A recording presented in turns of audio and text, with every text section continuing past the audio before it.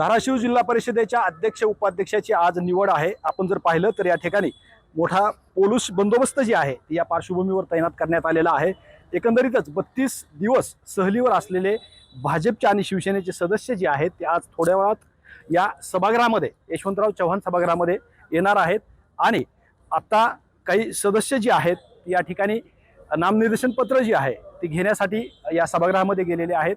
मात्र थोड्या वेळात ही निवड जी आहे ती जाहीर होणार आहे। आपण जर पाहिलं तर धाराशिव जिल्ह्यामध्ये जिल्हा परिषदेच्या अध्यक्ष उपाध्यक्ष पदावरून रस्सीखेच सुरू होती। त्यामध्ये भाजप शिवसेना यामध्येच दोन पक्षामध्ये रस्सीखेच सुरू होती आणि आज त्याची अंतिम निवड जी आहे त्या अध्यक्षपदाची निवड आज होणार आहे।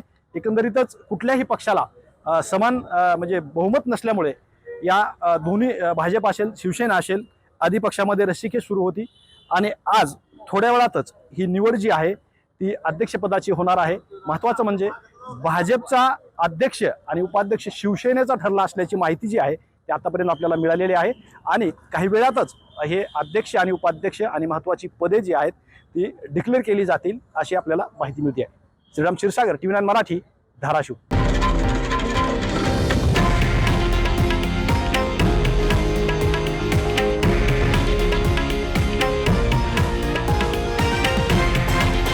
हे आहे देशातील नंबर 1 न्यूज नेटवर्क आणि आपण पाहत आहात TV9 मराठी, एकमेव।